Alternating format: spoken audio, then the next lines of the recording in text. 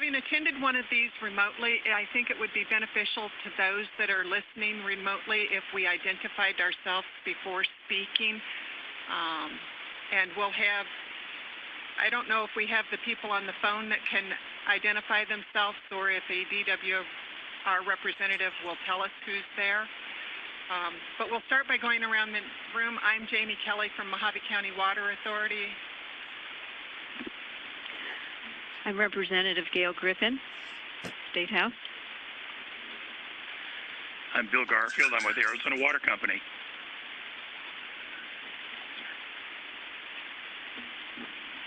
Stephanie Smallhouse, Arizona Farm Bureau. David Brown, I represent the eastern half of the state. Kevin Rogers, Arizona Cotton Growers. That's the best half of the state. Chris Udall, Agribusiness Water Council of Arizona.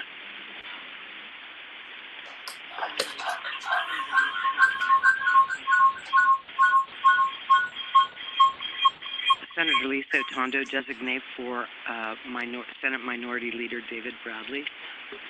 Wade Noble, Yuma. Cheryl Lombard, Valley Partnership. Bass Saha, Arizona Cattle Feeders. Don Bills, Coconino Plateau Water Partnership. Sharon Morris with Salt River Project.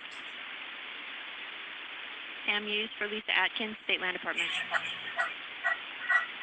Ron Doba, Northern Arizona Municipal Water Users Association. Sandy Fabrics with Freeport. Scott Deeney for Pat Graham, the Nature Conservancy. Haley Paul with... Oh, maybe it's because they're both close together. Haley Paul with Audubon, Arizona, which is part of the Water for Arizona Coalition, here on behalf of Chris Custis and Kim Mitchell. Jeff Inwood, ADWR Hydrology Division. Carol Ward, ADWR. I'd like to thank everybody for being here. I've heard from some of you. Last count, we had 40 water bills at the legislature, and so some of the water bills that were submitted were from people in active management areas wanting to put policy and laws in control of rural Arizona, but we're still not at the end of the dropping of bills. Monday is the deadline, so we might see even more, but it's interesting and exciting at the legislature. So I guess we'll go into presentation and discussion. Available data. By those that are appearing on the by telephone, or do we not have any today?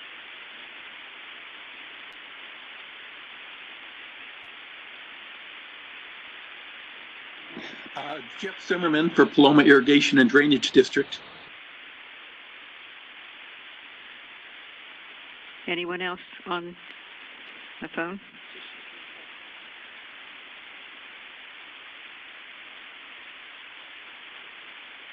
Please identify yourself if you're online. Thank you.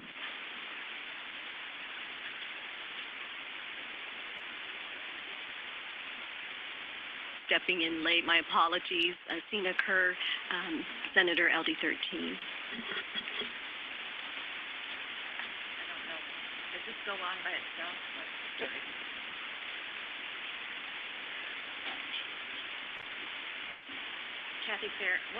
Kathy Ferris, council member. Thank you all for being here.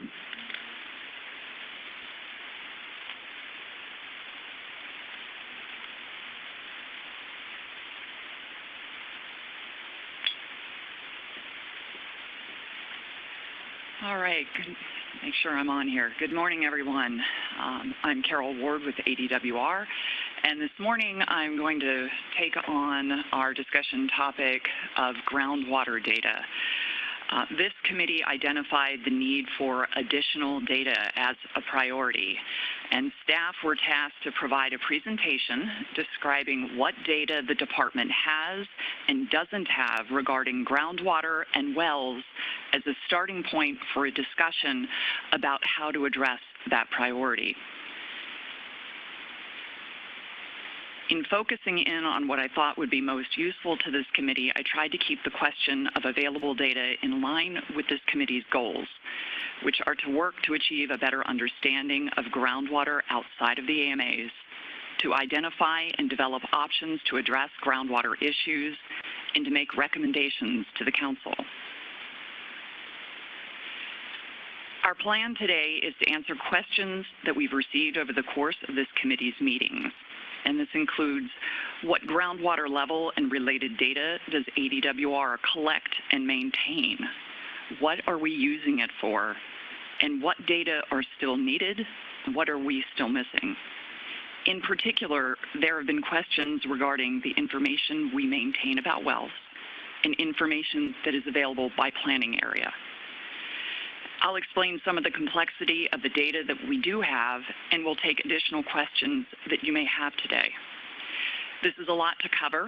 I'll try to do it in 30 minutes. It may take me a little bit more than that. It won't be comprehensive, but it will give you a good understanding of what we have, I think. Then we look forward to hearing from all of you today. What you feel is needed in terms of additional data, what questions you feel need to be answered, what options are available to obtain that missing information, answer those questions, and support the communities and the end users. So to begin, I think it's important to briefly recall the context in which we're presenting this information. We often note that 80% of the state's population lives within Arizona's active management areas and non-irrigation expansion areas. But 20% of the state's population lives outside of these areas. That's closing in on 1.5 million people, and a large portion of them rely on groundwater. For some communities, groundwater is the sole source of water supply. And as we noted in the September meeting of this committee, 31 out of 46 basins in the state rely on groundwater for more than 75% of their supply. Those are the basins noted here in green on the map. Outside of the AMAs and the INAs, the state's population is increasing at the same rapid pace as it is inside the AMAs and the INAs. And in addition to adding more people, agricultural production in these areas is expanding as well. Ongoing drought continues to place additional stress on the environment and on the water supplies. This is going to be a familiar slide to you. I'm bringing it back to point out a couple of things that are significant in today's discussion. 40% of the water used in Arizona is groundwater. That's approximate. As you're all aware, in many areas of the state, groundwater is not measured and reported. In the absence of data, we rely on USGS estimates of water use that are based on surveys of crops that are grown. If we look at this in terms of water quantity, Arizona uses about 7 million acre-feet every year, which means about 2.8 million acre-feet of this may be groundwater. But again, this is an estimate. We don't exactly know, because not all water use is measured and reported. You'll note that the source information for this slide is 2017. There's always some lag time. And this is because of the process of reporting, data compilation, and QCing. But this year, USGS is behind schedule in providing us the 2018 estimated groundwater use data. Not only can we not tell you how much water was actually used, we can't provide you the most recent estimate. Even more difficult to assess the question of how much groundwater exists under the surface of the earth. Estimates of total groundwater in the state range as high as 900 million acre-feet, a seemingly endless supply. But estimates of total groundwater say nothing about how much water is really available, which depends on location, depth, and quality. I'll take a moment to break that statement down. It's not as if there's a big bathtub under the state that we're all drawing from. Water supplies, and groundwater in particular, are local. Aquifers are rarely homogeneous. Some areas could be deep and flush with supplies, others shallow and dry. One portion of the aquifer may have quality issues that require wells to be much deeper. What we know about groundwater varies from location to location. Due to reporting requirements and the assured water supply requirements, the AMAs have fairly robust groundwater information. The INAs have reporting requirements and some available pumping data. Some areas outside of the AMAs and the INAs have been fairly well monitored, studied, and modeled, such as Wilcox. Many other areas have not. It depends. So what information do we have? We'll start with the groundwater level information that the department collects directly. The index line is a group of approximately 1,800 index wells statewide that are visited by trained ADWR field services staff annually, semi-annually, or quarterly. Data from these wells are recorded and uploaded into the groundwater site inventory database under an index book designation. Index wells provide a consistent water level history from selected wells. These wells are manually measured using electric sounders or steel tapes that take discrete water level measurements.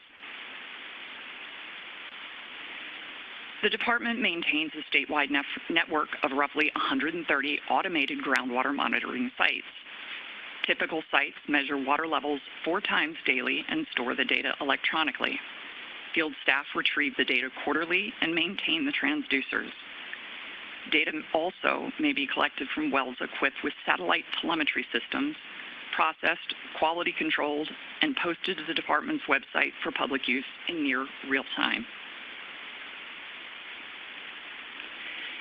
Continuous groundwater monitoring provides understanding of the impacts to aquifers seasonally and during periods of land use changes, drought, and development. It allows us to identify effects or trends within the aquifer that would be otherwise overlooked and to see cumulative changes that could be misunderstood or that might not be evident for years. Among other benefits, it enables us to better relate the changes in water levels to natural recharge, such as recharge from flood flows, and incidental recharge, such as agricultural recharge. A basin sweep is an intensive effort by the department's field services staff to measure water levels for all accessible wells within an AMA, a specific basin, or a sub-basin over several weeks in order to provide a comprehensive picture of the groundwater system within the selected area. In the Phoenix AMA, for instance, there are several hundred wells that are measured every 5 years in the basin sweep. Resulting water level data support a number of water management and hydrology programs that are available to cities, consultants, other agencies, and the public. Basin sweeps of the AMAs are scheduled to be completed about every 5 years. Other basins are completed as needed and as resources allow. Reported data. Annual reports. Designated providers are asked to provide groundwater levels annually on their reports. Water levels are required as part of the permit and annual reports for recharge facilities. Community water systems around the state are asked to provide water levels, if known, on their 5-year system water plan, though these can be spotty. Drillers' reports. Drillers are required to report depth to water at time of drilling.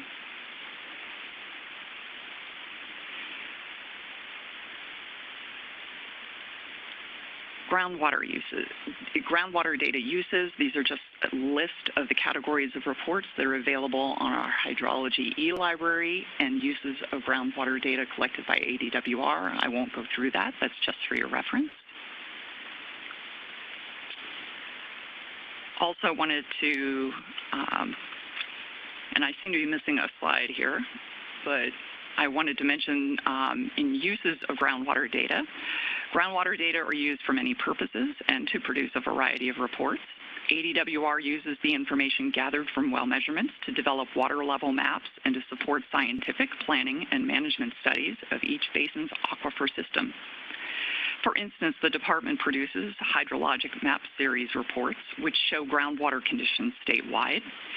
Each of the HMS reports are dedicated to an individual groundwater basin and are prepared using data collected by the department. Water level change map series reports show water level changes between the two most recent basin sweeps. These and other reports produced by the Hydrology Division are made available to the public on the said Hydrology e-library. So, subsidence data, INSAR. As the water table declines, pores in the alluvium that once held open by water pressure are no longer supported and collapse. Collapse and subsequent lowering in elevation of the land surface is defined as land subsidence. This subsidence is generally not recoverable.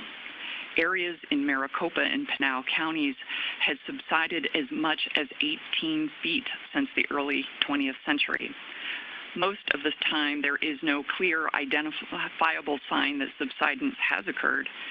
ADWR pursues several means to detect and monitor subsidence. INSAR, which is synthetic aperture radar and interferometric processing, has been developed into a highly reliable land subsidence monitoring technique that has been utilized by the department since 2002. The department collects, processes, and interprets INSAR data to monitor more than 50,000 square miles for land subsidence, updating land subsidence maps annually for use by hydrologists, geologists, water managers, and the public. In 2019, the staff identified more than 3,400 square miles of land subsidence in Arizona. Gravity data collection is measuring the acceleration due to gravity at a very small scale. This enables the department to model the depth to bedrock for groundwater basins, and this assists in estimating how much groundwater is available.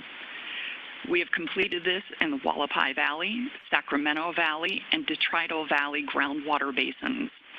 We also use gravity to measure the change in mass of water in the subsurface, which allows us to estimate the change in aquifer storage between gravity measurements. The work is resources intensive.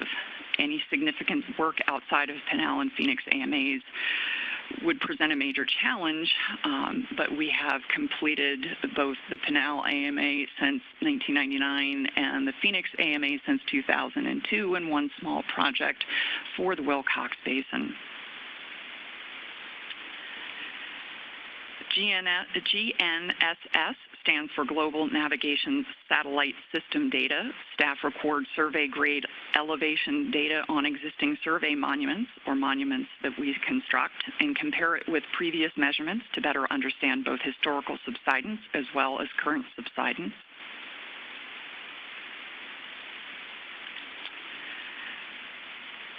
And the committee requested that we describe the data that we have available by planning area.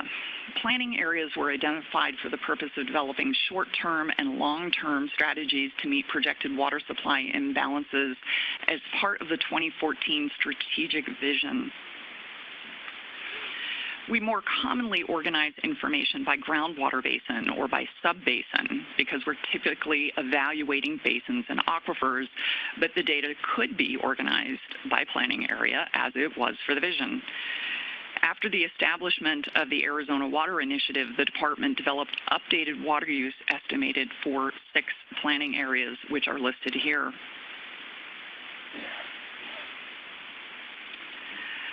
The USGS Arizona Water Use Program collects and estimates annual water withdrawals for the following categories: irrigation, municipal, mining, thermoelectric power, and drainage uses.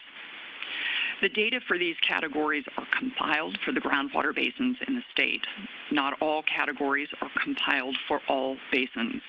For instance, in basins where there isn't economically significant agriculture, irrigation estimates aren't made for that basin. When metered groundwater or surface water withdrawal data are not available for a particular basin, which is the case for most basins outside of the AMAs and the INAs, total irrigation withdrawal is typically estimated based on crop acreage, consumptive water requirement rates for crops, and irrigation system efficiency. Irrigated acreage will be delineated using the aerial photography. ADWR funds field verification of a selection of basins each year, which means that the USGS then puts boots on the ground to verify firsthand the crops that are in or out of production in order to ensure that the estimates are as good as they can possibly be. ADWR selects the basins to be field verified each year based on several factors. We try to rotate through the basins, taking into consideration which basins are up for well sweeps, where modeling work is underway, or where major study efforts or concerns are focused. Not all basins need to be verified, nor do basins that merit verifying necessarily always need annual verification, but each year we must prioritize which basins take precedence. Municipal withdrawals are the water withdrawn by public and private water suppliers and self-supplied domestic users. Private water suppliers report water withdrawal data to the ACC, and community water systems report their water use, although it can be estimated and can be a bit squirrely, to ADWR. These data are obtained from the water suppliers themselves. Self-supplied domestic water withdrawals are rarely measured or reported, so these data are estimated from the self-supplied domestic population and per capita water use. Water withdrawal data for mining, thermoelectric power, industrial, livestock, and aquaculture are obtained directly from the water users if possible. ADWR only funds the field verifications. The other data is collected as part of the USGS National Water Use Program. ADWR uses the USGS data along with reported data within the AMAs to create the water use charts and for numerous other purposes. It is important to keep in mind that this information, while helpful, is still estimated and generalized. It is not a substitute for continuous pumping data and water levels, which is more accurate, detailed, and specific. Now that we've covered what we do have, the next logical item is what we don't have. And what is that groundwater data that we do not have? Well, it's the data that we estimate, frankly. It's actual groundwater use by the larger users.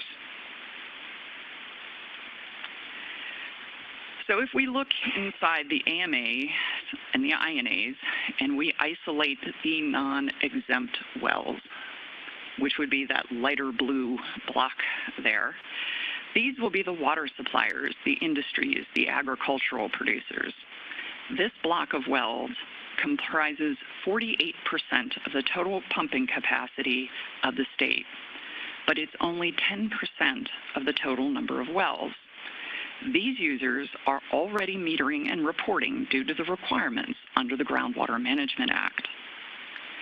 If we look inside the active management areas and the INAs and we focus on the exempt wells, that darker blue block on the left-hand side, those wells that pump 35 gallons per minute or less, these are the homeowners, the smaller users.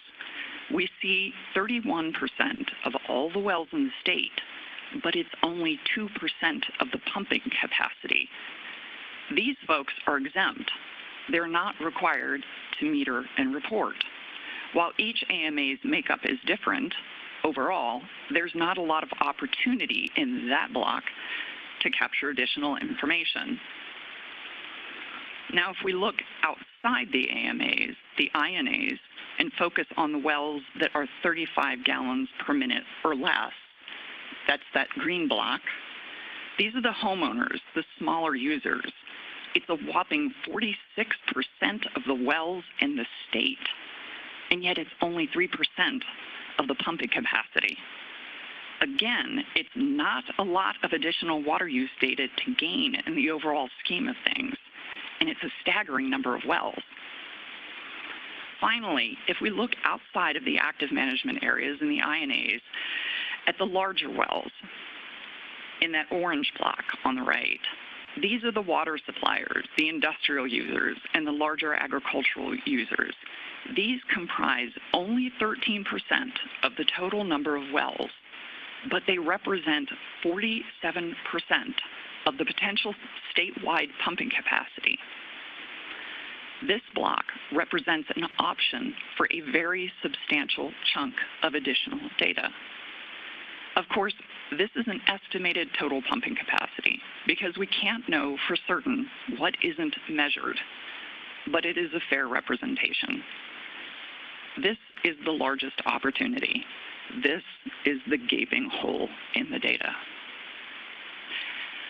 So what would that data do? Well, you have a sense from what I've been describing. The data would replace estimates of overall water use with actual water use where it is occurring. It would better inform modeling efforts and understanding of groundwater levels and aquifer response and status. It would support better projections. It would enable better planning and more informed decisions. There is a big difference between estimating water use and evaluating actual impacts to aquifers. Better data informs that. We have had instances where in the process of calibrating a model, we've found significant difference between water use estimates and actual use. So what other data are we lacking?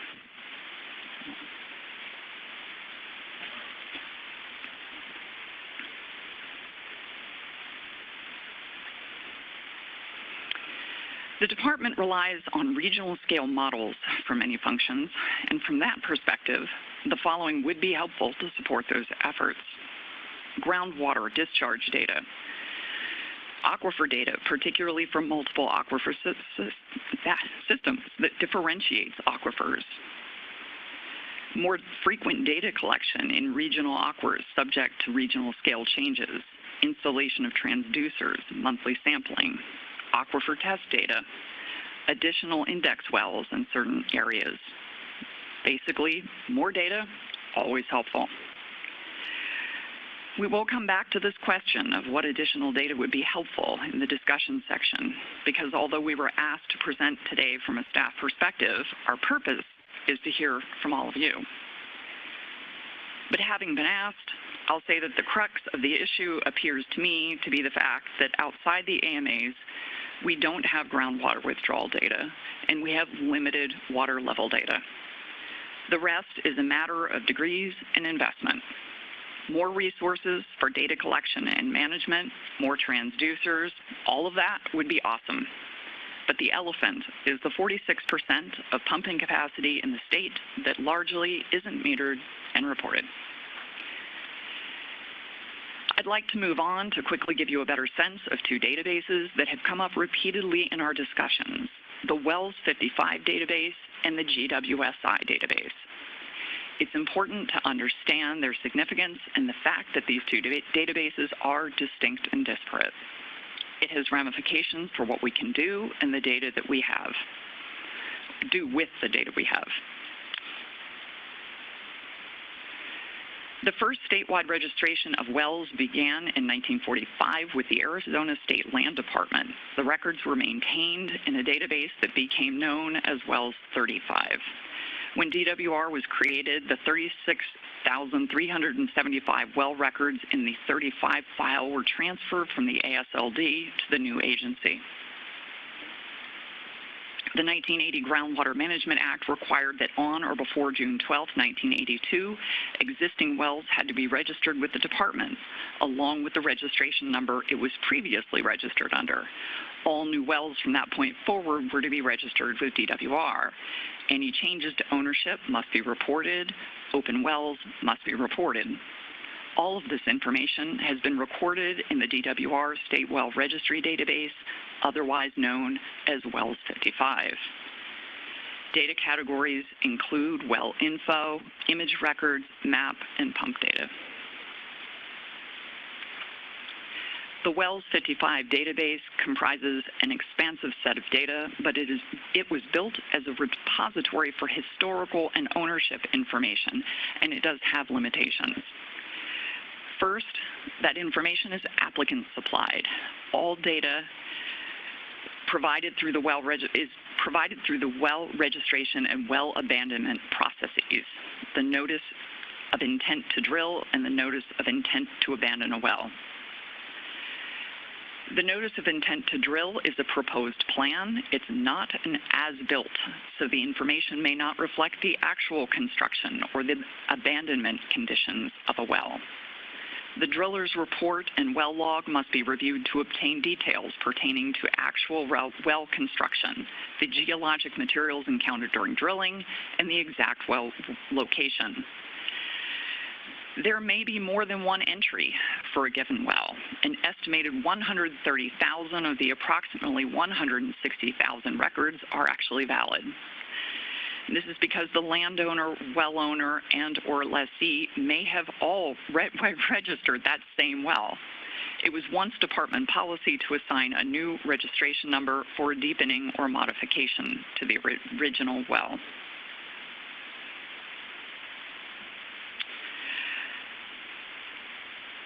So the GWSI, which is the Groundwater Site Inventory Database, WELS 55 was created for permitting purposes, and it's focused on maintaining ownership information, as I mentioned.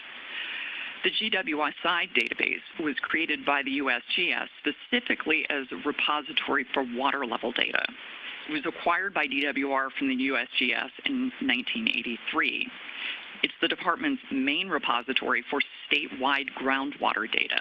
It contains groundwater level, well discharge, location, construction, and some water quality data for wells.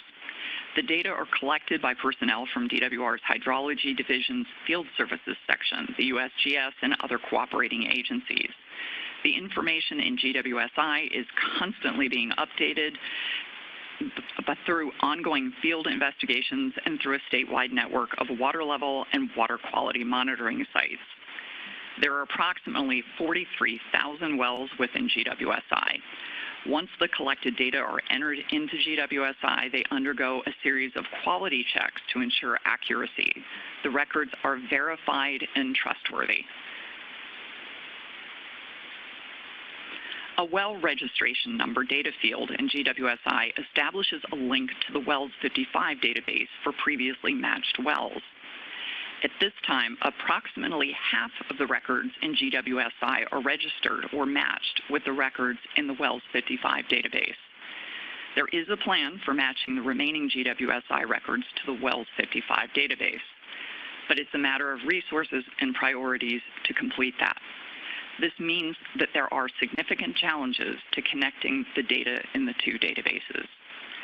Wells found within the GWSI database may also be listed within other databases, such as the WELS 35 or the ADEQ database, and may or may not be matched at this time. And this is the information that is included in GWSI that I simply included here for reference.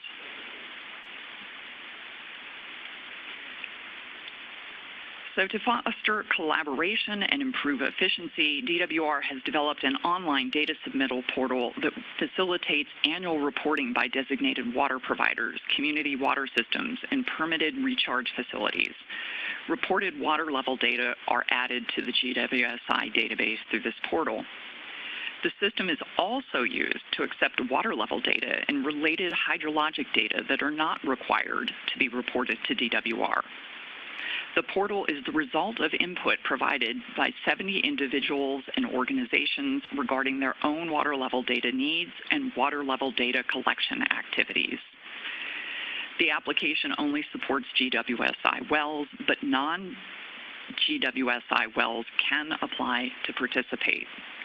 And we do have many agencies that are participating through the water level portal that are not required to report to the department, but do submit well level information through this portal.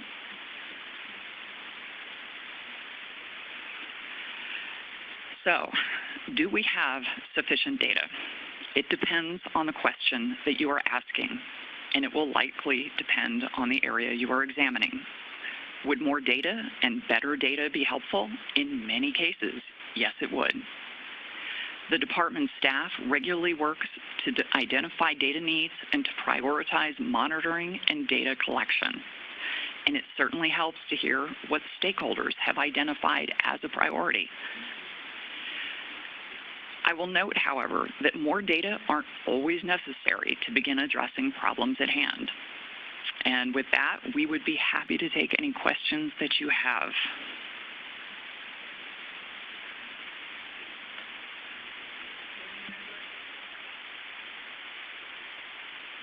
Sandy?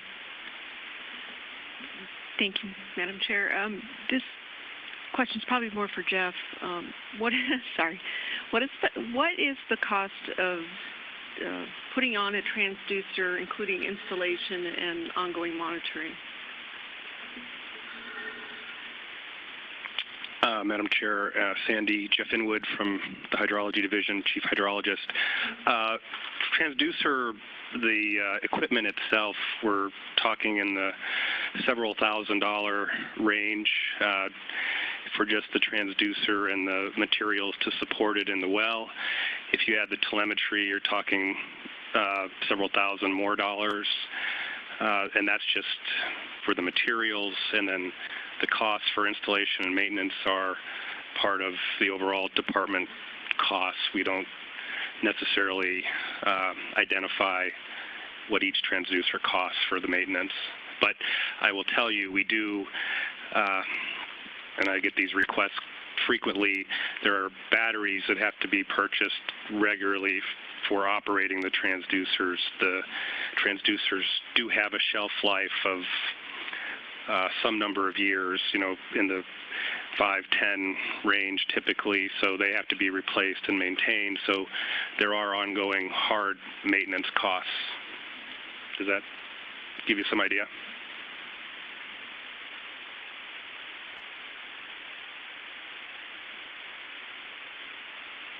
Madam Chair, Ron Doba, NAMWA. Carol, you indicated we have like 1,800 index wells and 130 groundwater monitoring sites. Are there particular planning areas in the state that we need more monitoring than others?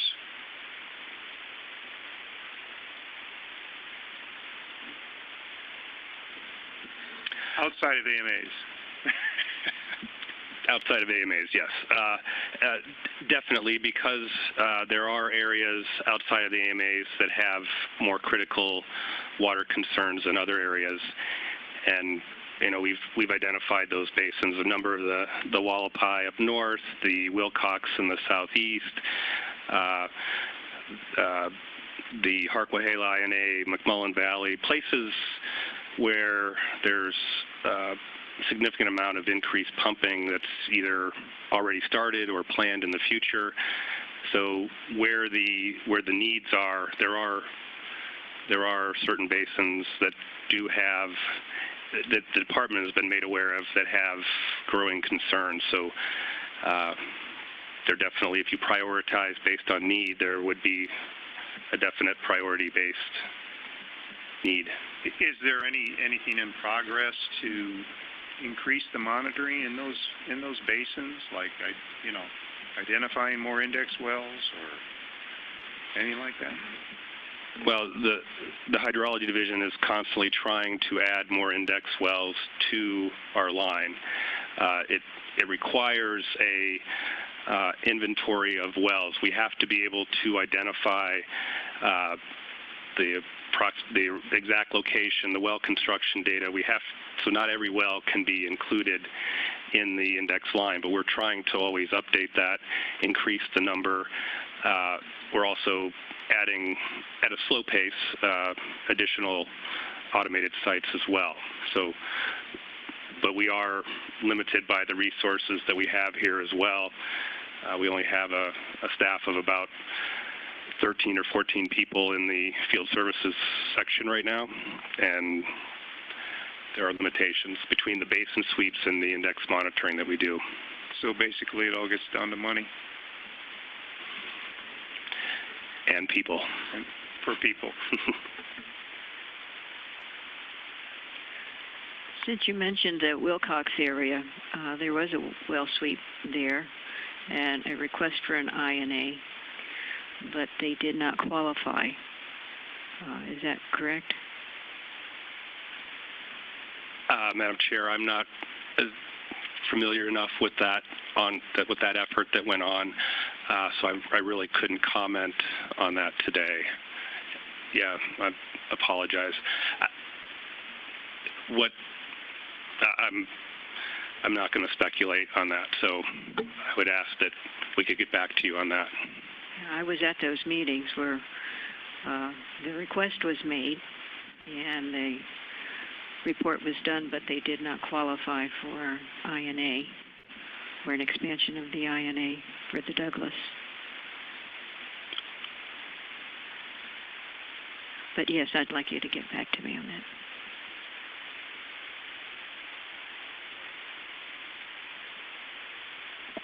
Working. So, this one better? I'm Kathy Ferris, council member. So I followed that very closely, and I've had lots of discussions with the department about it. I don't want to speak for the department, but I'll just give you my impression because I read all the pleadings and the documents. The problem was that the sub-basin, the Department of Water Resources could only look at current levels of pumping. They could only look at what was going on for current agriculture, and they could not look prospectively at additional lands that might be brought into cultivation, even though that they knew that new wells were already being drilled and land being cleared. So it's kind of a problem with the statutes of the INA, which is one of the reasons why a lot of people are talking about changing that legislation to allow the department to consider prospective data on what might be going to happen in those basins. Hope that helps. Kelly, Ms. Ferris, perhaps you can share whether or not that was the same problem for Mojave County with the Wallapai Basin. With these microphones, I'm not as familiar with that particular case. I just am not, so I'd have to defer to somebody else on that. Mr. Inwood, would you happen to know what the issue was at Mojave? Was it that it was a lack of current data? The data didn't fit within the statute? Stay on. Thank you. Madam Chair, yes, my understanding is that the department did an analysis based on existing water level declines and that it was not sufficient to warrant creating an INA. Is there current discussion about an INA in that particular area?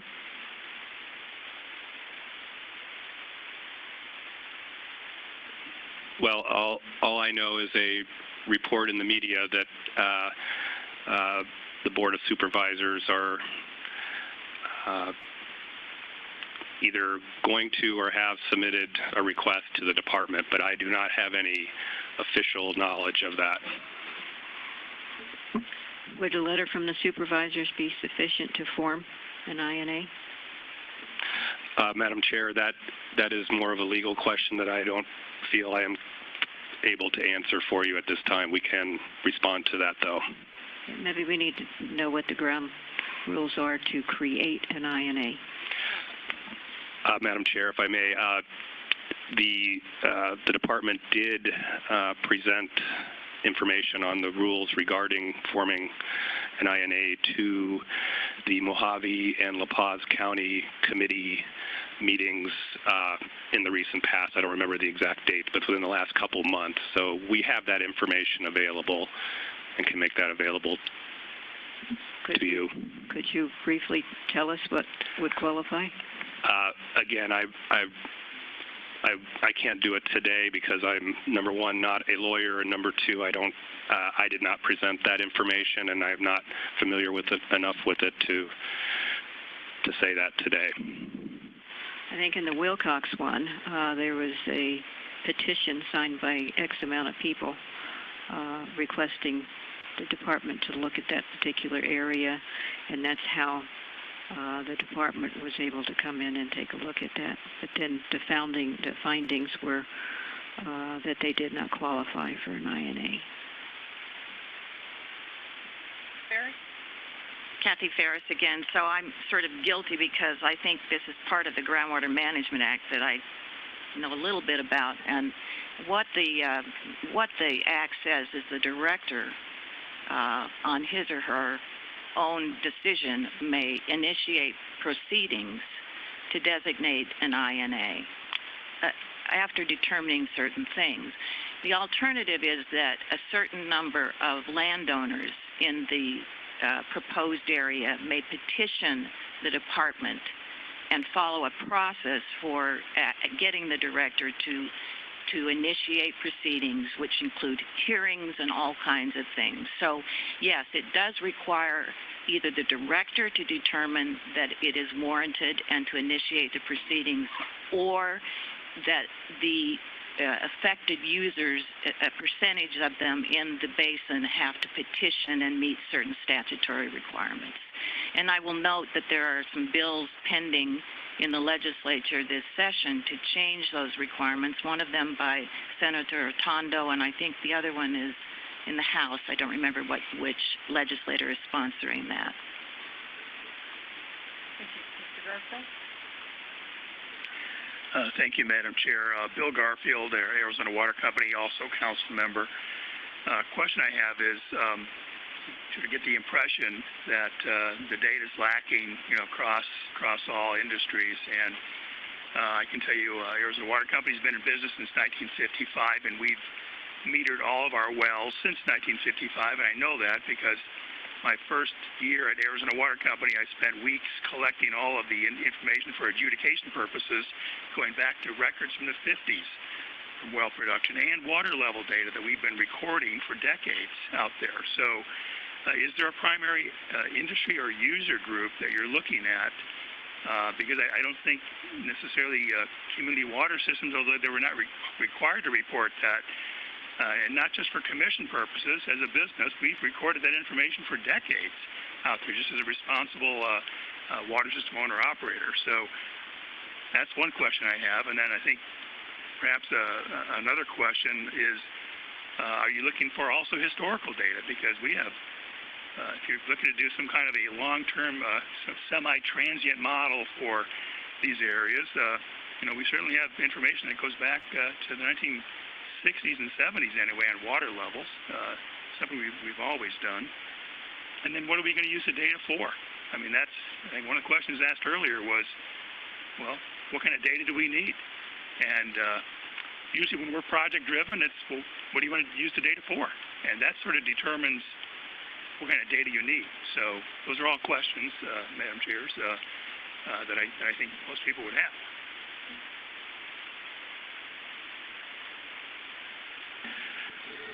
So Madam Chair and Bill, so regarding your second question about what the data will be used for, to evaluate any aquifer system, you need to have the best understanding you can of the stresses on the aquifer as well as the inputs. So if you're just getting every few years estimated pumping from agriculture based on field verifications, but you're also not recording any large municipal or industrial pumping, you're not getting a true sense of the stresses on the aquifer. So reported pumping from large production wells would be the best type of information to evaluate stresses on the aquifer system. So that, whether you use it in modeling or just any kind of investigation, that data would be very useful. Historically, we can go back and recalibrate models if we have historic data. I'm not saying we would do that in every case, but that could be done where we deem it would be necessary or useful or helpful. So I kind of just stated in an overall sense that the better information we have on the stresses to the aquifer system will help inform us of any kind of evaluations we do on an aquifer system in relation to the water level data that we have. And in addition to that, more water level data is helpful. When I say more sites are helpful, as well as more frequent monitoring. Their seasonality is a big component here. Most aquifers have a fluctuating water table throughout a year, so having one data point, a water level measurement over a year is nice, but if we had monthly or quarterly or even more than monthly, that's even more helpful, along with if we had the pumping data on the same schedule, then that helps us be able to calibrate those stresses to the water level data that we have.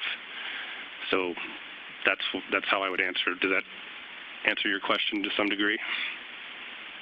I think generally, but I don't think, Chairs, the use of the data you describe in a general sense, but, having also being part of the adjudications, I'm assuming that information is also potentially usable for adjudication purposes.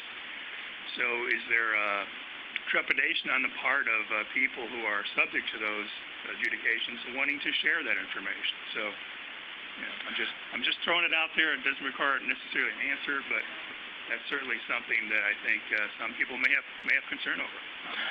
Yeah, and I guess as sorry, Madam Chair, Jeff Inwood again, as in the hydrology division, I'm thinking of it as in the modeling standpoint and just overall aquifer evaluation, but there definitely are more uses for that data.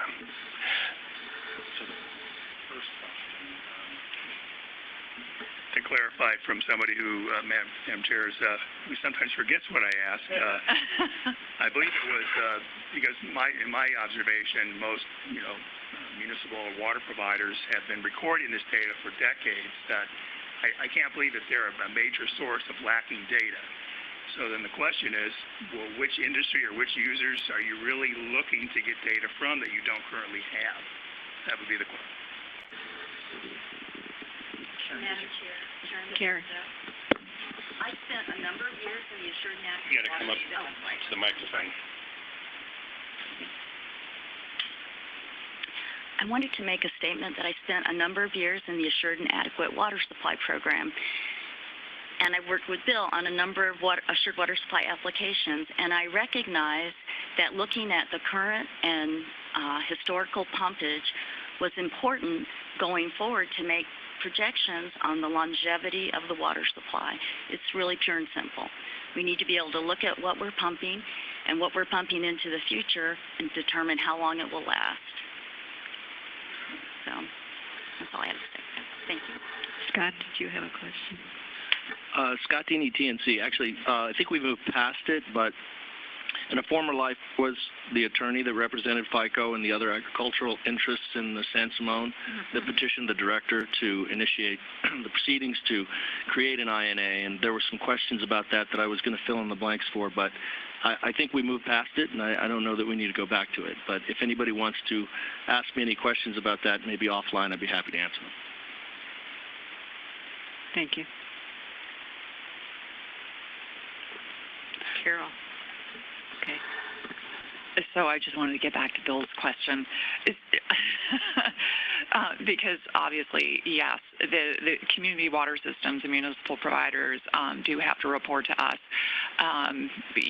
Obviously the larger municipal systems are going to be more meticulous in their metering and their reporting.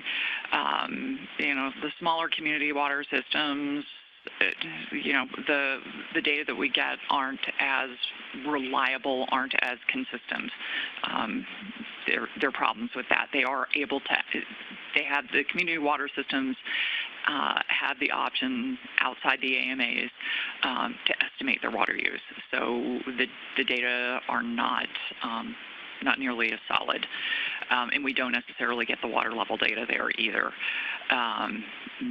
So it would help to have the metered information and the water level data there. In terms of the others that we would need to report, it's those other larger wells that we need the information from. So, okay, what are those users? They're who would be using those larger wells? It's going to be industrial users. It's going to be agricultural users, and yeah, the municipal. So those would be what we would be hoping to capture. We wouldn't be so interested in there's no, as we pointed out in that one slide, there's no point going after all of those small wells, the 35 gallons or less. There's an enormous number of wells out there. Would you repeat that, please? I think that slide really made the point. It's an enormous number of wells, but it's very little pumping capacity. There's not a lot of data to be captured there in terms of the pumping capacity. It's these larger wells that would really give us the information. So. Do we know how many we do know how many water providers are in non-active management areas. Do we have the population that they supply water to? We could pull the information to determine how many community water systems there are, and we could figure out the population that they would be serving, I think. Yes, we could. Okay. For instance, I know Santan Valley, we just talked about the growth in that particular area. The growth in that area is more than the total population in Cochise County. And in Cochise County is not growing. We have actually decreased in population. So those things, I think, are important. If I can convey a comment in the back. From Jen Miles, City of Kingman Mayor. At our Mojave County Study Committee meeting in Phoenix in December, the INA presentation provided information that indicates that there needs to be a legislative solution. The director cannot look at projected data, only historical and current data to designate INA. Mojave's major agricultural usage started in 2012 in the Qualified Basin. The county is pursuing INA through ADWR and supports legislative solution. The county and city have partnered and will receive important information from USGS modeling in the next months. We do need additional ongoing data from major agricultural users. End of comment. Ms. Bear? Thank you, Madam Chairs. Carol, I need clarification. So are outside of AMAs, are municipal water providers required to report to DWR? Or is it just the community water systems? And Ron Doba could probably answer this too. Is it all municipal water providers outside of AMAs? Do they report their measured withdrawals? Madam Chair, to my knowledge, and I think Carol can probably concur to this, but community water systems, whether they be private or public water suppliers outside of AMAs, all report on an annual basis their water use to the department. I think we have data there to support the amount of pumping from those users. It appears that, if it's it could be a large agricultural use outside of an AMA or a large industrial user with a non-exempt well is where the reporting... Where the gap is? Where the gap is, yes. Previously, a couple of years ago, I also heard discussion among some stakeholders where I was informed that most large users of wells probably already measure their withdrawals, that is kind of a standard in the industry. So maybe it's, and Sandy's nodding her head over there, so maybe it's already being done. It's really more a question about reporting this information. Question in the back or a comment? Madam Chair, is not a question as to a comment. So We regulate community water systems in ADWR. Einab, could you identify yourself, please? That would help. My name is Einab Henenson, Active Management Area Director. I would just like to clarify some information. So the department regulates all community water systems around the state. Community water system definition is any water provider that serves water to 15 connections or more, 25 year-round residents. So we do regulate them. However, as you all know, they're not required to meter their water use outside of the AMAs and INAs, and therefore, usually the larger community water systems would report metered information, but the smaller community water system, as Carol mentioned, often estimate their water use per population or information that they gather, again, from other knowledge, historic use, and such.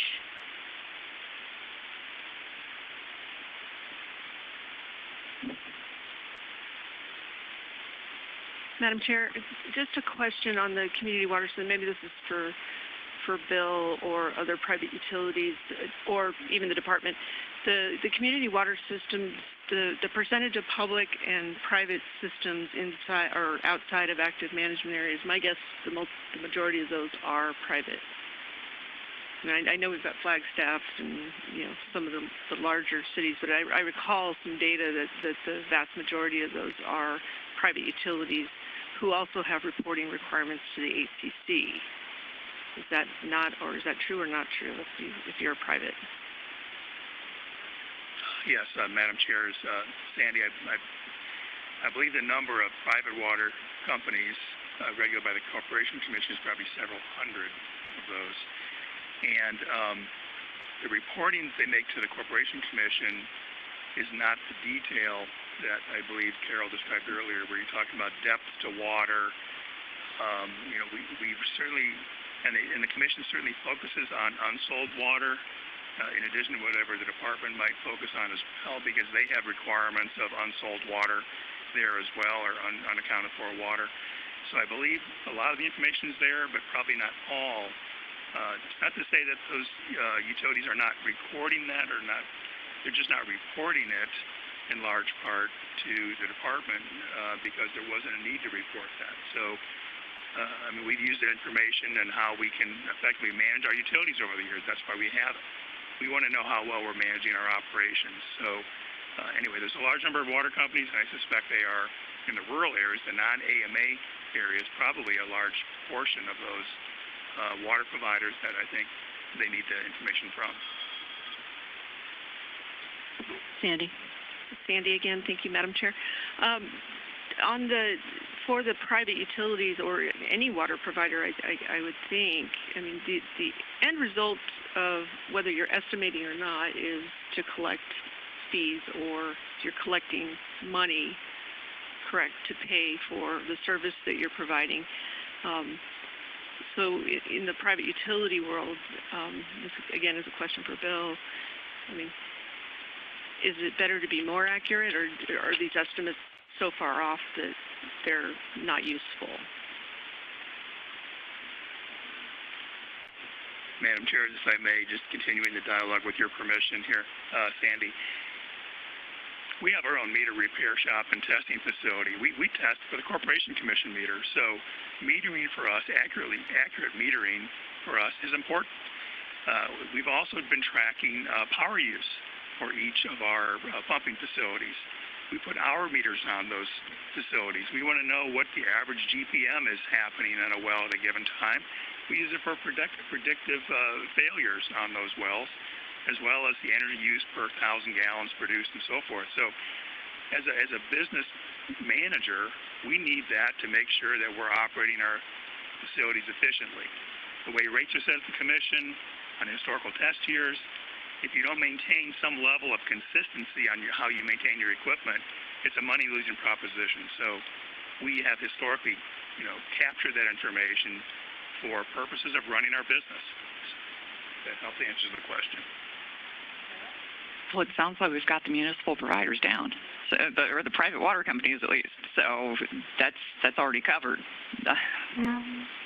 I'd like to mention the small water companies that may need some help, and we do have a small water company fund that we have funded in the past, but I understand that we need to zero in on possible leaks for those small water companies that may need some help in the loss of that water, and how we can reach out to help solve that issue as well.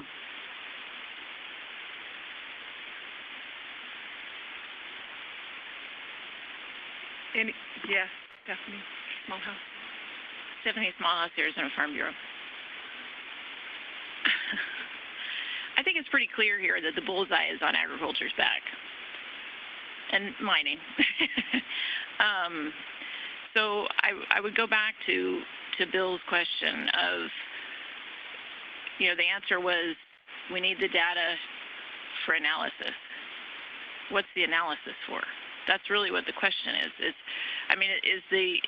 Is the presentation here to basically say that there's a gap in well metering for agriculture, and so what is the reasoning for wanting that data? From what I can tell, most AMAs are located in areas of great population growth and water security for CAP and industry economics. Well, agriculture is the economic security for rural Arizona. So instead of talking around this for the next 50 minutes, what is the point of the data gap? Is the point to collect the information to regulate agriculture and stymie economic growth in rural Arizona?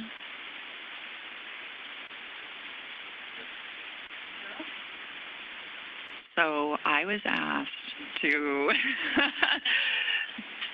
very specifically to come today and inform the group of what data the department has in terms of water level information, groundwater information, pumping information, water level information. And so I set forth to gather everything I could from the department, and I got quite an education in the process of what we collect through all of our hydrology work and our reporting processes, and our databases.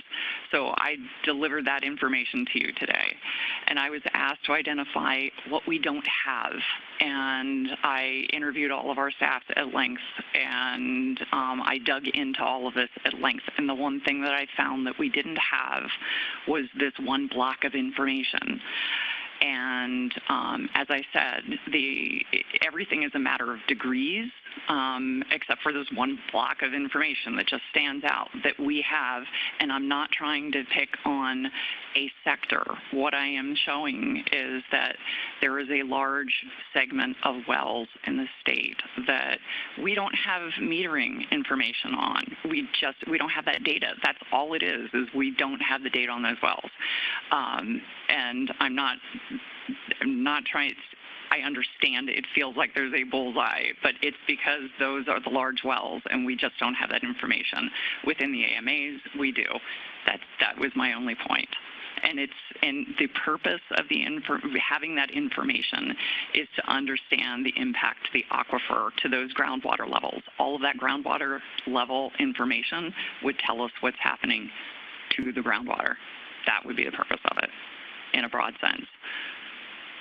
Stephanie, and then I'll respond. Okay. I guess I should clarify. My comment wasn't pointed at you, Carol. It was, even though I was looking at you because you gave the presentation. My comment is presented to this committee because we asked for the presentation. And to be completely honest with you, I don't think it's a big secret what the answer to the presentation was going to be. We've seen it in the Republic over and over again, no matter how unfair the portrayal has been. But that aside, I guess my question is to this committee.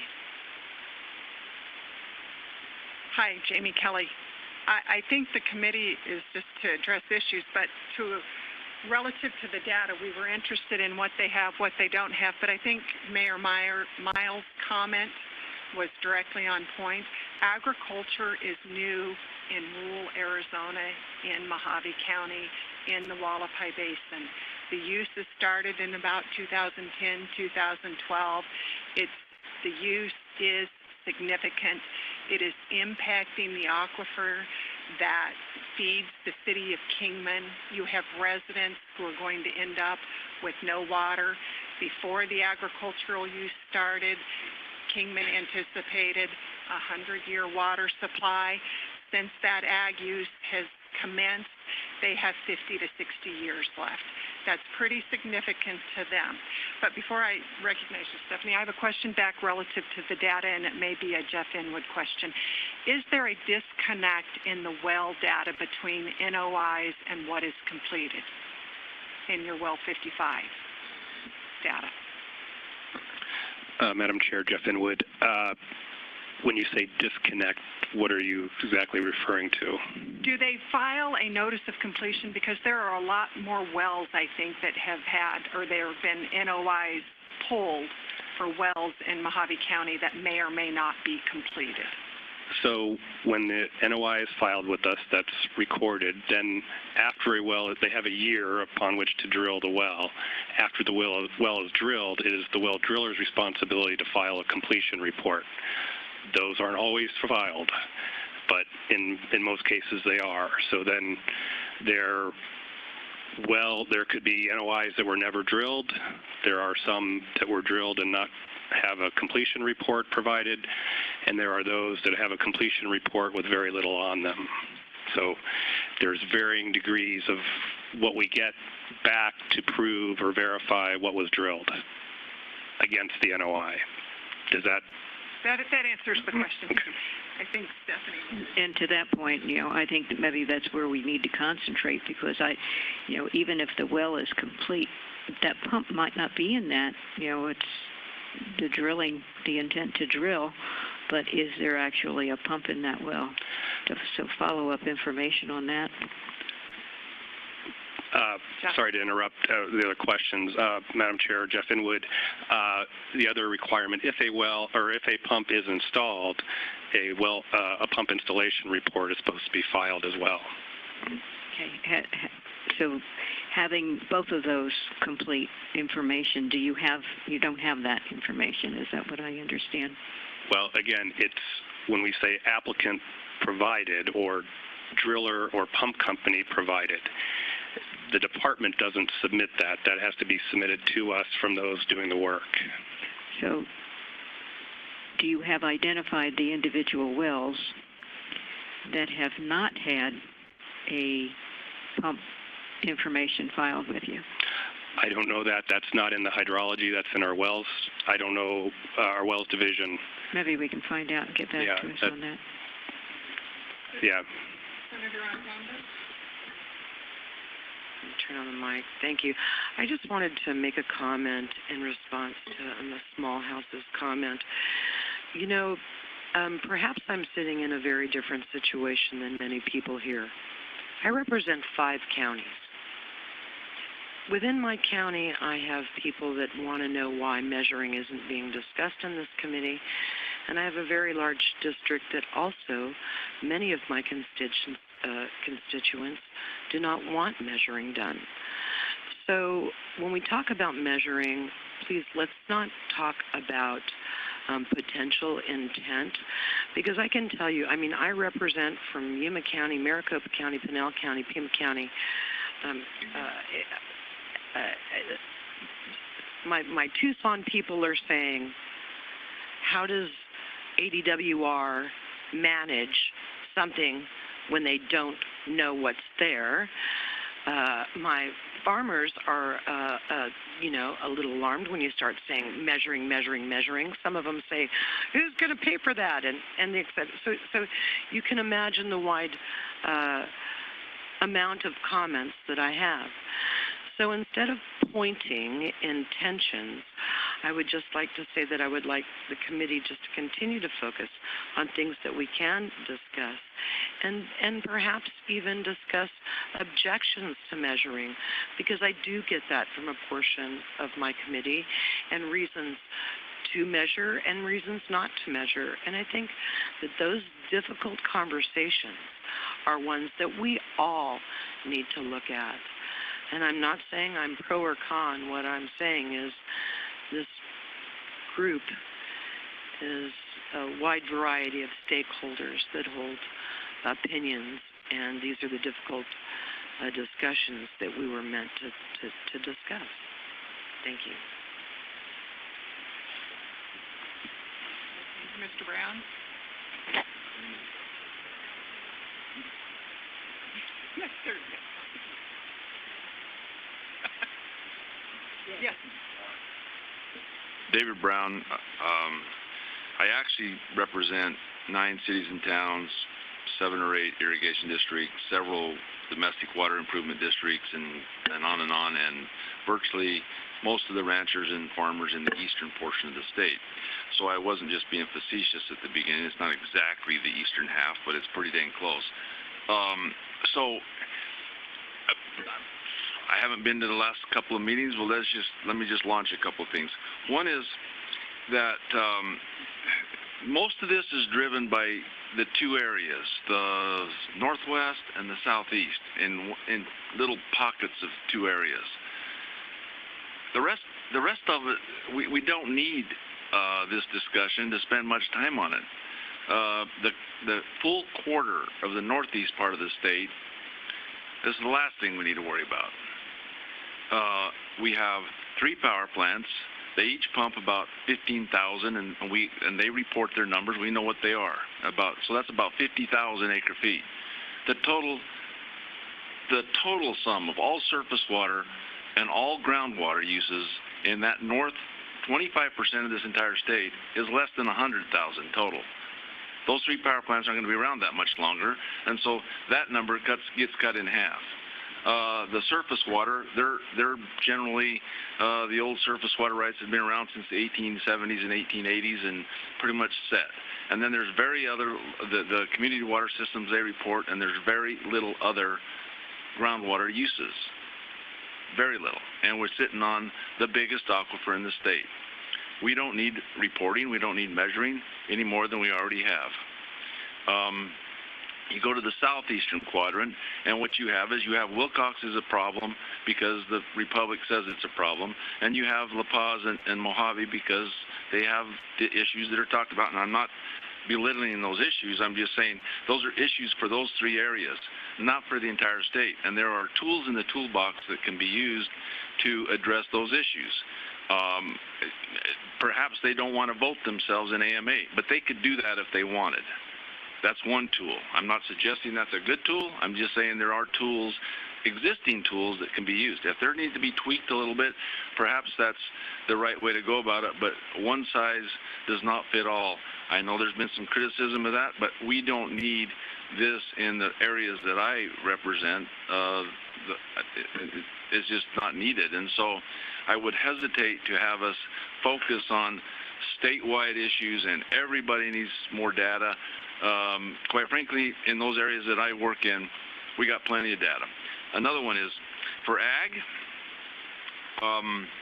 you can get dang close by looking at the crop from the air and doing aerial surveys of what the crops are growing. We were required to meter all of our wells in the Upper Gila Valley. 680 to 700 wells are metered up there now over the last 10 years. What we found was we're using less water than GS said we were using in the 80s and 90s. It was overstated how much we were using. We didn't change our practices. We didn't grow any different crops, cotton, alfalfa, some small grains and whatnot. The crop mix is pretty easy to determine from the aerial surveys, and you can get really dang close on what ag is using without having to have mandatory reporting and mandatory meters. And it's just a fact of life that with the new mechanisms of seeing what they're growing, you can calculate it pretty dang close. And you can get a whole lot closer that way than you will with all the leakage that's going on in the city's pipes, in the community water systems. That's all I have. Thank you. This has been a very robust discussion, Ron, and then we would like to move on to the next. Okay, we'll do those 2, and then we'll move on to the next agenda item. Thank you, Madam Chair. This is Sandy, and I want to echo a little bit of what Dave was saying. I think the conversation that we're having today, and we keep dancing around, is this committee willing to make a recommendation to the larger committee for mandatory metering and reporting? I think that is the question that we're probably dancing around a bit.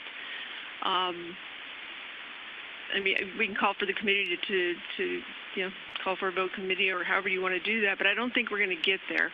Are we more concerned about identifying areas of the state, and if it is Mojave County or La Paz County or wherever, where we want the department to focus its efforts, collect the data, give them the tools they need. If the existing tools are not sufficient, give them the tools they need to collect that data. The recommendation in the proposal for INA, that it's an irrigation issue, so it's not really a mining issue, but I think the conversation would be better had focusing in where we can get something done. And if the department, giving the department the information necessary to make a proper evaluation is what is needed, then maybe that's where the focus should be. Can the information be blind if in some manner, so that people don't, there are concerns out there about metering and reporting. I don't have those concerns, but another mind may have those concerns. It's not universal across any water user sector, whether or not you feel comfortable providing that information. And so would it be better to focus where we really need to focus on, the department has identified some critical areas, McMullen and Mojave County or the Hualapai Basin and all those basins. If that's where we want to focus, then perhaps that's where we focus. Okay. Mr. Dova? Thank you, Madam Chair. I just kind of like to follow up on some of David's comments. And one of the watershed groups that we've been working with uses the NAGARFA model, a Northern Arizona Regional Groundwater Flow Model, and that covers the northeastern part of the state. We've been trying to run numerous scenarios with that model to address water adequacy determination, because there's been discussion of rule changes regarding how water adequacy is determined outside of AMAs currently, especially with the C and the R aquifers, which are so deep to begin with. They're well below the 1,200-foot level that's identified in the rules for a determination of water adequacy. We've run into a lot of issues running these different iterations with this model. And in response to David's comment, I know I've been working closely with Don Bills, who's got numerous years with the USGS and is much more familiar with that model than I am. But I'd like to ask Don, do you feel that more data would be beneficial to give us more accurate results with the NAGARFA model? Don Bills.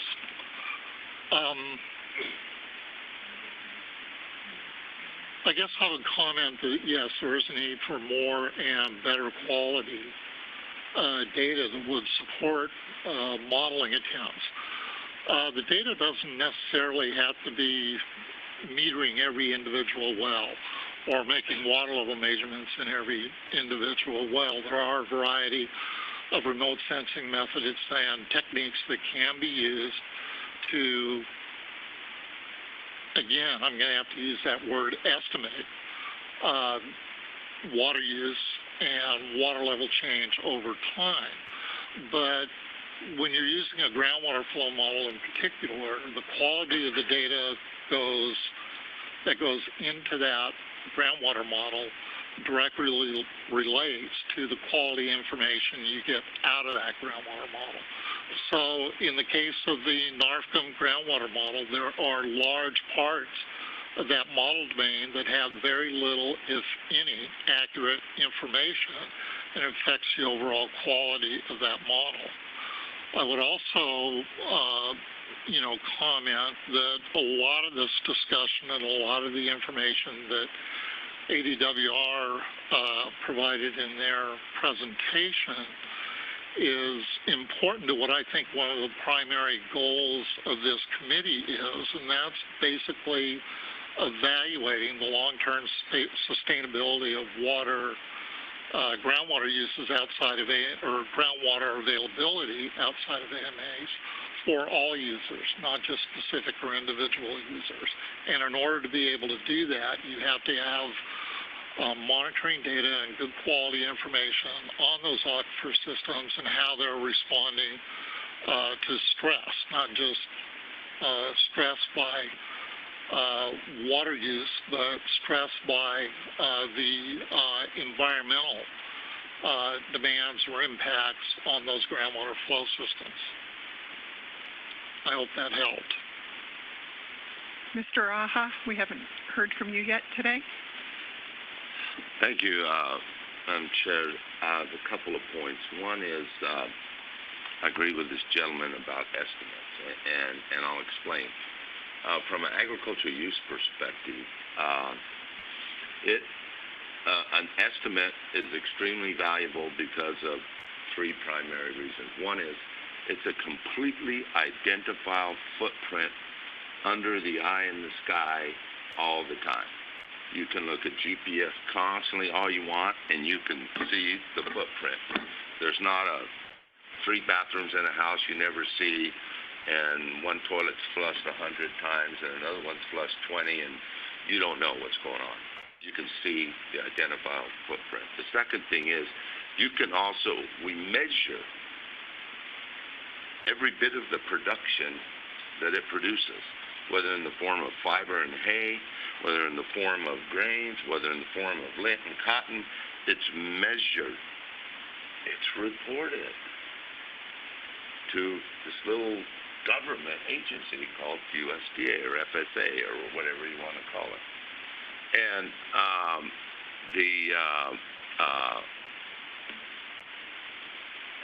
and finally, I want to get to a point that the co-chair made, because I don't believe it, but I trust that you do.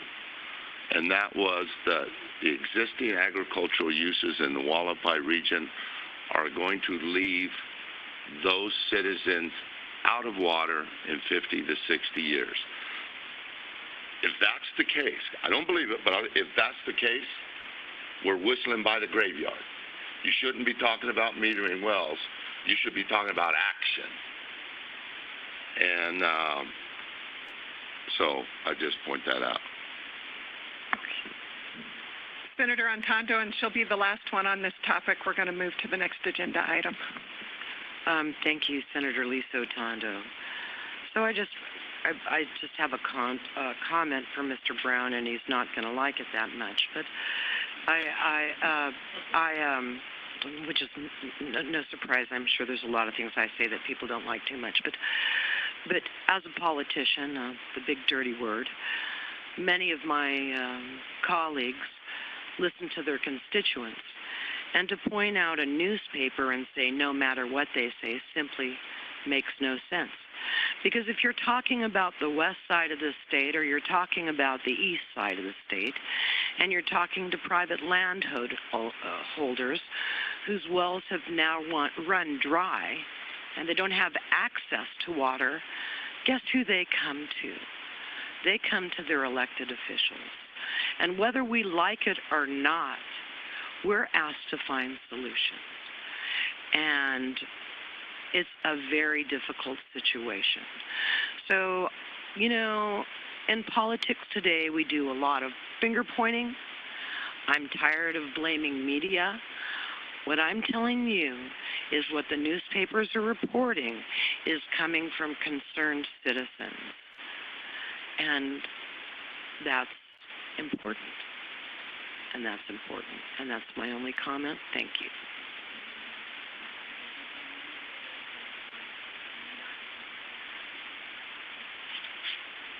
There was a handout that you could pick up.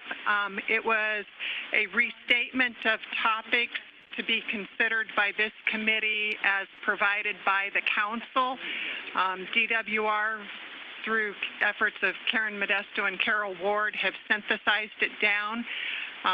If you haven't looked at it, I'd like you to take a quick look. I'd like the committee to weigh in on how they would like to proceed through this list. Does this list set forth all of the topics you think we should take up?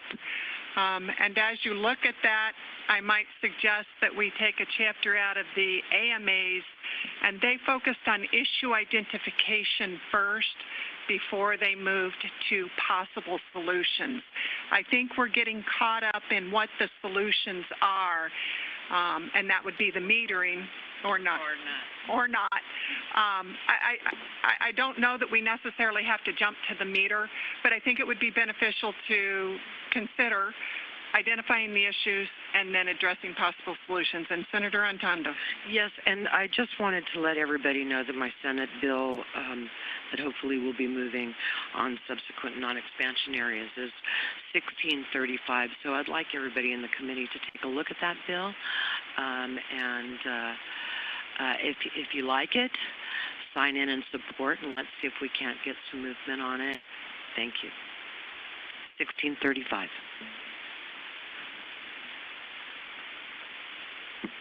Just one quick question. I think I have 10 water bills that are going through committee, but I'm not going to give you the numbers.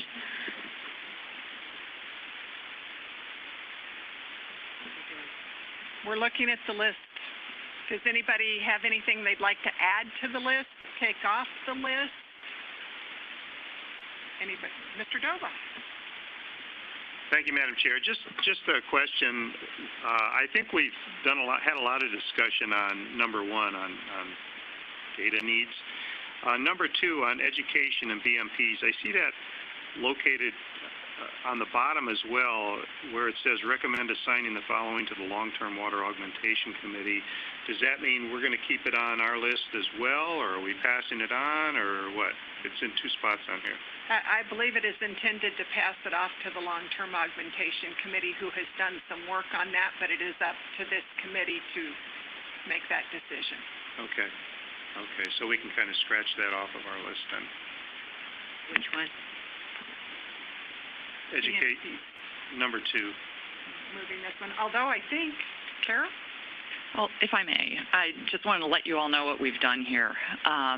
We were tasked at the last committee meeting with taking a stab at organizing this list. I think you'll all remember it was just a long sort of grocery list of topics. So, and I have to thank Karen for grouping these so that it'd be a little bit easier to approach. So we just categorized the topics to make it a little easier to come at. And thank you, Zach. That would help. And we didn't attempt to put these in any particular order, just to group them so that we could discuss them a little bit easier. And we also took it upon ourselves to kind of tighten them up and clarify them a little bit where we could. We did take a number of them. You'll see a grouping of them at the bottom where we suggested that we might want to assign these to the Long-Term Water Augmentation Committee. We suggested that forest management benefits to watershed management, phreatophyte and invasive species management removal, education and BMPs, recharge, including stormwater runoff and reuse, and effluent. We suggest that these items, this committee may want to hand these off to the Long-Term Water Augmentation Committee because these topics are already items that they are discussing in that committee. But at the same time, we recognize that at the education and best management practices have been a topic of some little discussion in this committee, and they were also identified as the number 2 priority for this committee. So we, in recognition of that, we put that up towards the top of the page. So you do see it appear twice here. We wanted to give you the option of having a discussion around that. So just wanted to make that explanation and kick it back out to all of you to have the discussion of what you want to do with this. I also wanted to mention, in follow-up to Jamie's comment, about the 2025 committee and how they're handling discussion of their issues. They felt that it was important to take some time to discuss each of the issues that they had identified, really explore each of those issues in depth, to understand them, to understand one another's viewpoints on them, and then to summarize what they had learned from one another. They're putting together 1 to 2 page issue summaries. So they're going to go through their full list of issues, summarizing each one of them. They're looking at the issues in no particular order. So they'll have educational presentations as need be, then they'll have the discussion, they'll summarize them, and then they are going to prioritize them, and then they're going to take those issues that they decide that they want to bring forward to the council. They're going to do that as a set of issues, taking them to the council so that and then recommending to the council which ones they feel are priorities. And then in the next year, they're going to start working on identifying potential solutions, potential strategies. That might be an approach that this committee wants to take. I just wanted to throw that out there as well for your consideration, but it's however this group would like to handle it. So. To that point, I'd like to keep them in. That's been one of the biggest issues that I had was just personally, and in my communities, it's being educated and knowing how to best conserve water. In fact, I did bring copies of what was at the Capitol at one of the tables in the lobby, and there are extra copies, but the department has done a great job in a 2-page water conservation, how to conserve education project. They also have other handouts in color, both in English and in Spanish, on different things. Blue Sheet is telling you what the Gila Watershed Partnership of Arizona has done, all voluntarily, without the mandate. So I think best management practices and education should be addressed in every one of the subcommittees, and made a recommendation to the and to make a recommendation to the council. I think it's important in every one of the subcommittees.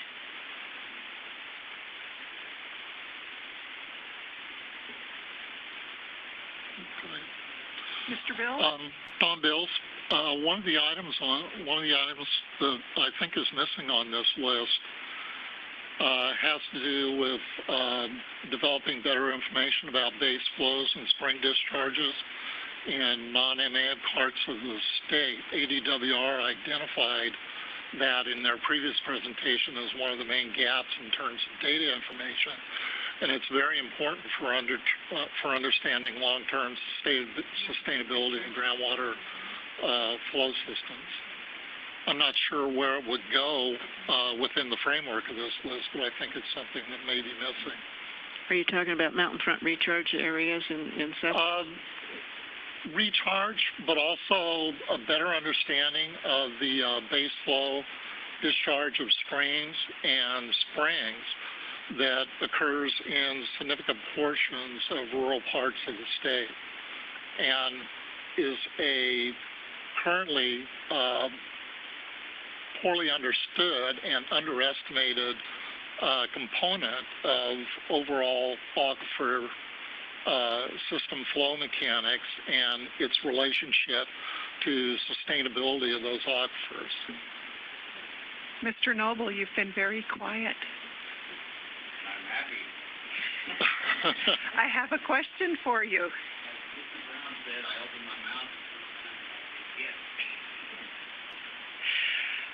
Your long-term augmentation committee just picked up a new topic at its last meeting.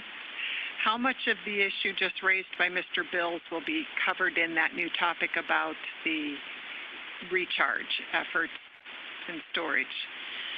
Well, that will be somewhat of a process, and I'm not sure that we can't apply long-term to that part of the process as well. But the first thing we decided to do with regards to recharge was to develop criteria for a potentially new study on the issue We then have to define the limits as to the areas in which we can look for additional recharge.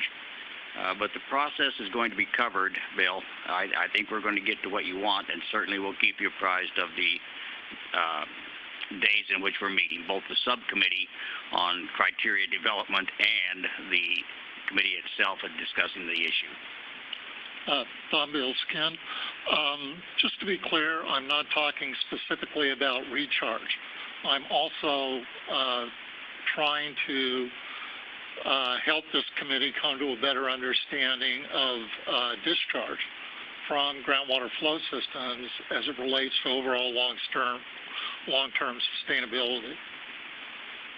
And again, Chair, Co-Chair, the idea that we're studying long-term water augmentation is not necessarily recharge, but additional storage sites. Ms. Ferris. Madam Chair, do you want feedback on this list? Is that what you're looking for right now? Because as I look at this, I mean, I can tell you what I think are priorities on the list, but I don't know that they dovetail with other people's priorities, and I don't even know what some of the things on the list are. So, and use it or lose it is really a surface water law, so I'm not really understanding why that's on the list. And I'm telling you, the hydrologic connection between groundwater and surface water is beyond our capability. I think it's so complex, and I will say that in 1980, when we were drafting the Groundwater Management Code, Wes Steiner came to the negotiations and said, you know, we really got to draft this law so we have groundwater and surface water under the same statutes. And everybody around the table looked at him and said, not going to happen, and let's move on. So that was 40 years ago. I feel like that is sort of beyond the scope of some of these issues. So in any event, I'm not sure what you want us to do with this, but if you could maybe enlighten. There's a lot of adjudication stuff in here, too, that I'm worried is sort of beyond the scope of what this committee could handle. The list originated from a list of topics sent to this committee from the council, and I think those adjudication issues and the surface water issues were included. If the committee would like to delete them, and we're going to hear from Mr. Brown, we can delete them. We certainly do not have to address them. Was it Mr. Brown? Did you have your hand up? Thank you. I apologize. So just a couple of quick comments. Don his point is really well taken. The springs all over, if you don't know what those are, there's a big gap there. And I would venture to guess that in the area that I work in, which is all of that mountain area, the vast majority of the springs, probably 90% or more, are all on the Forest Service. And so the state's going to have a working relationship with the Forest Service to be able to get the data for those, because there are very, very few springs on state land that they just don't have water on state land. And private springs, I don't know of hardly any that are hardly measurable. In all of the Little Colorado Plateau, they're all on forest. So that needs to be a partnership between the state and the Forest Service to get that information. But it's information that's very needed. I would agree with that. Just one point, the limiting new agriculture production in areas involved in adjudication. I'm not sure what that means. All I do is adjudication. I haven't seen any new agriculture production in areas involved in adjudication in my 35-year career. So I don't think that's a viable issue. I don't know how you do that anyway. So that's my comment on that one. Sandy. Thank you so much, Madam Chair. I agree with Dave on and Kathy both on the adjudication issues. And those are,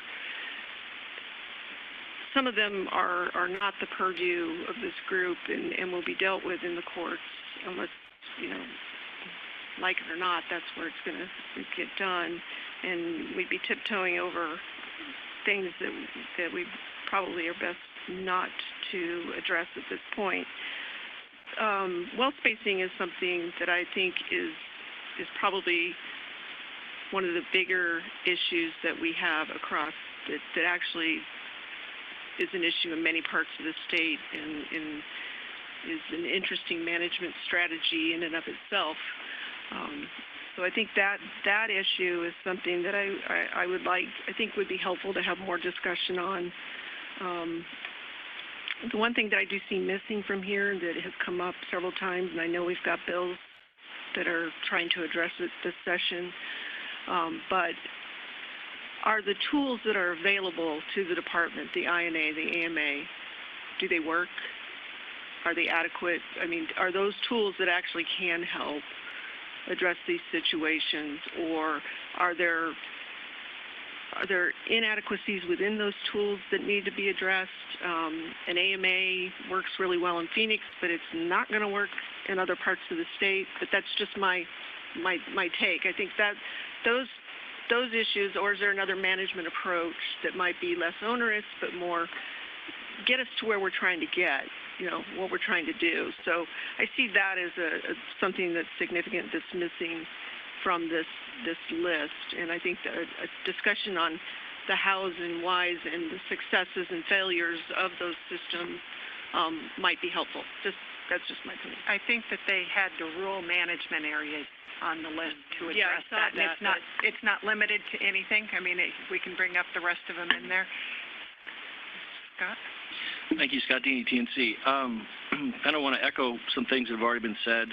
I do agree with Dave. There's large portions of the state that really we don't need to be talking about, and so maybe focusing on those areas that really may have a problem. But if we do that, I think we also need to do what Sandy's talking about, is the existing regulations that exist under the Groundwater Code, I do not think work well in rural Arizona. I do think we need to look at what changes there might be to address the concerns of the people that live there. And so analyzing the AMA, the INA, and what might be different for those that live in those rural areas, I think is important. Well spacing, I second that too. I think that's a great way to protect people's rights. So if I've got a well, I don't want somebody to put some giant well in next to me and pump it dry. I mean, I think that's something that makes good regulatory sense. We do it in the AMAs.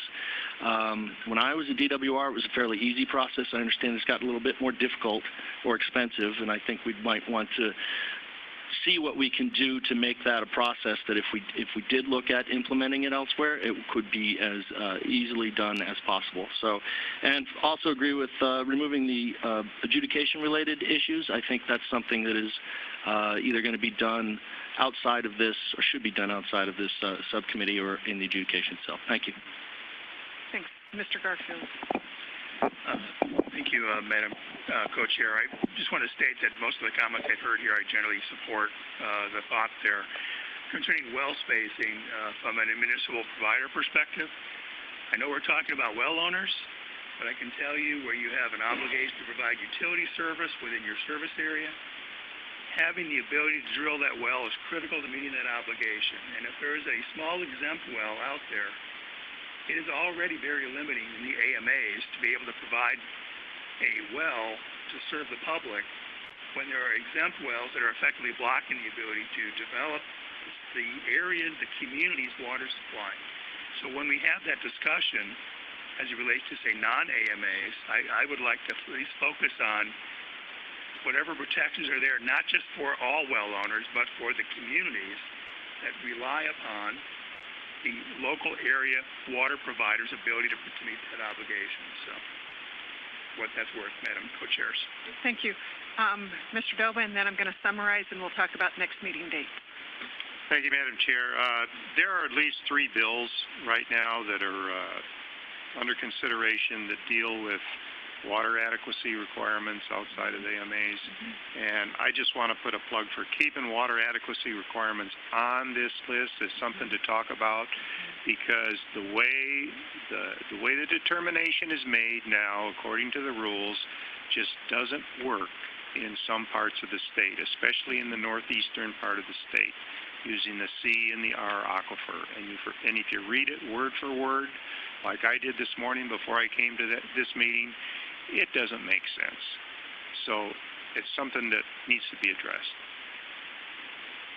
Thank you. So what I get from the committee, we're going to remove addressing laws that drive use it or lose it, the hydrological connection between groundwater and surface water, and limiting new agricultural production. They're outside of our purview. We're going to add, taking a look at the regulatory environment for rural Arizona, how an AMA or an INA may or may not meet their needs. Keep the water adequacy rules as something to discuss.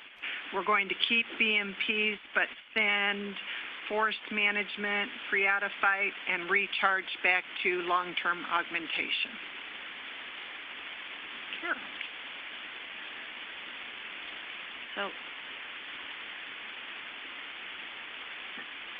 quick question for enlightenment.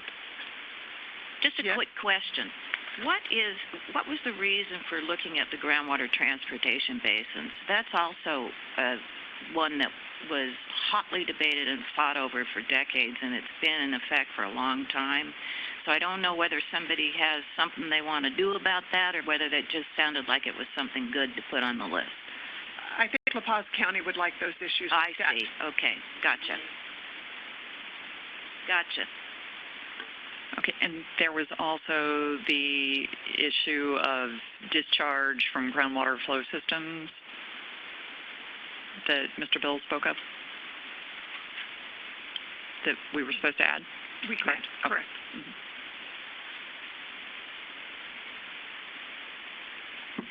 And I think, rural Arizona, we're looking at forest management benefits. If we take it off the table, we need to say these are important issues that other subcommittees are looking at, or other committees are looking at. But I think, since we're looking at non-active management areas, these are important issues for non-AMA areas. I think it was proposed to move them to the long-term augmentation because they've been considering it already. I think it's been meeting for 3 years, and they've been regular topics. I mean, if we'd like a report back, maybe as to what they... I don't think we should take them off the table. I think, if they're addressing it, we agree that it's important to non-active management areas as well. Yeah, the long-term water augmentation group is a statewide committee. It's the council. Yeah. It's the council. Okay. Yeah. It's under the council. Committee. Okay. Yeah, it's one of the councils. It's one of the council. Yeah. Right. I was going to say I see you at these meetings. Yeah. Okay. Not a committee. It's the council. Correct. A small house. Madam Chair, I would just like to request in agreement with mostly what's been said here as far as what's on and off the list, but I would like to request that as we continue to look at water adequacy issues, that we make that a focused effort, because I don't think we're doing anybody any favors of talking about widespread efforts when those areas that have water adequacy issues need us to think faster. And we're wasting time talking about statewide efforts. I don't think it's fair to tell the largest water user in the state, well, we're talking about metering and collecting data on your water, but we're not going to tell you what we might use it for. I mean, I guess you can think that that's something that might be nice if you could get away with that, but I don't think that's fair. So I think that we really need to focus, and I think there's a misnomer. I think there's a misnomer that folks think that agriculturalists and farmers in these areas, like Northwest Arizona, Southeast Arizona, don't care about the water. Obviously, we're surviving off of how much water is there. So it's not that the farmers there aren't concerned with the issue. It's that they need us to be focused in how we're going to help them with it. And so I would like for that issue to be a focused water adequacy effort for this committee. With keeping in mind, what that data is going to be used for, whether it eventually, is there going to be withdrawal fees, or can somebody use it against you in court? And all of those things are really important. Again, we have one from online. Yes, just want to make sure I'm doing my part in conveying the opinions of those that are on the line here. So Jen Miles noted that she would suggest that the committee prioritize a rural management area discussion. She doesn't believe that they've met the criteria for an AMA. Thank you. So, do you have all of that, Carol?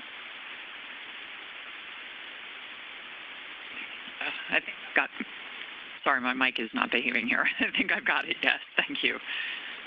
As far as that AMA, the last comment, I believe, and correct me if I'm wrong, if it can be determined by the director of the Department of Water Resources if there is a shortage of water or water problem, and or the people in that particular area were to take it to a ballot, they could vote in an active management area. Is that not correct?